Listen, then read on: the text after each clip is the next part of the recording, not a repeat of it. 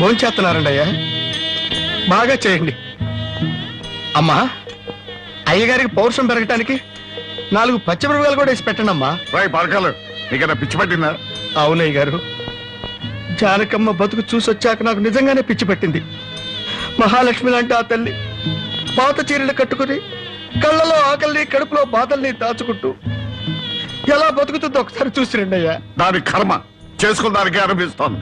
బాగా చెప్పారు అయ్య గారు. దూడం తాగితే గేదెలకు కూడా కోపం వచ్చి కొమ్ములతో కుమ్ముతాయి.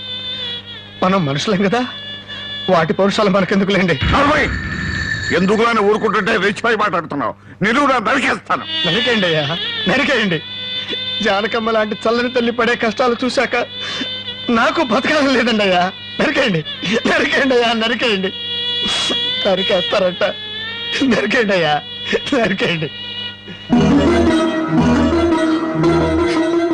ఏమండి, అది ఆకలితో చచ్చిపోతే మనసు ఎక్కుతో చావాలండి. పిల్లలు తప్పు చేస్తే పెద్దవాళ్ళు క్షమించాలి, కానీ ఒండిగా ప్రవర్తించకూడదు. ఎంత కాదనుకున్నా అది మన బిడ్డండి. ఒక్కసారి వెళ్ళిరండి.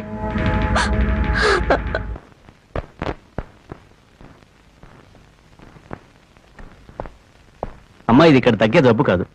త్వరగా పట్నం తీసుకెళ్లి చూపించండి. అప్పటి వరకు ఈ మందులు వాడండి.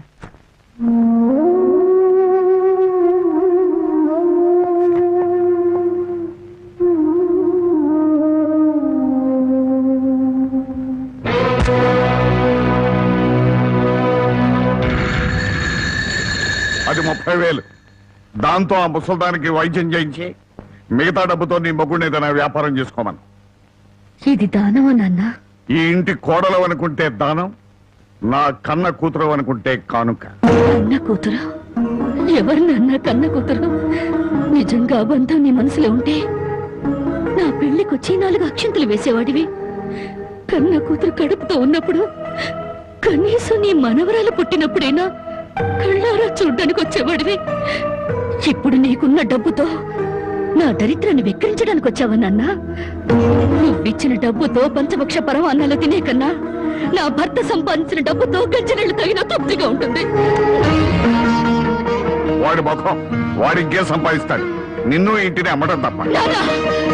లక్షలకు లక్షల కట్నం తీసుకుని కూడా పెళ్ళాన్ని కృష్ణాలు పుస్తకాలెడుతున్నారే, వాళ్ళతో పోల్చుకుంటే నా భర్త రత్నం నాన్న, రత్నం.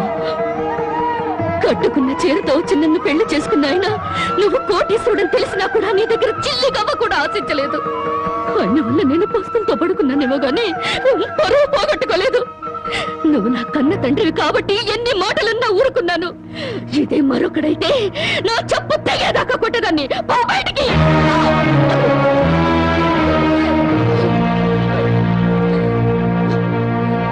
సింహంలో బ్రతుకును ఉద్యోగంలో చేరి గాడి చాకరీ చేస్తావా? అవును సార్, మా ఇల్లు గడవడమే చాలా కష్టంగా ఉంది. దయచేసి నాకు ఏదైనా పని ఇప్పించండి సార్. వద్దులే బాబు, నిన్ను నా దగ్గర ఉద్యోగంలో పెట్టుకుంటే నా ఫ్యాక్టరీ నీ ప్యాకాట్ క్లబ్ గా చేస్తావు. నమస్కారం బాబు. ఏంటే ఇంట్లో గడవడం చాలా కష్టంగా ఉంది, ఏదైనా పని ఇప్పిస్తే చేసుకుంటాను సార్. చేసుకున్న పెళ్ళాన్ని చూసి మురిసిపోవడానికి ప్యాకాడడానికి నీకు టైం సరిపోవడం. నువ్వేం పని చేస్తావా? వెళ్ళా కానీ రా. నీ జీవితంలో నువ్వు ఏం పని చేసావో నీకు పని ఏమంటావు? మీరు ఏ పని ఇచ్చినా చేస్తాను సార్. చూడు బాబు, పని చేయడం అంటే ప్యాకాటం కాదు. అవన్నీ నీకు పడవ గాని వెళ్ళు వెళ్ళు.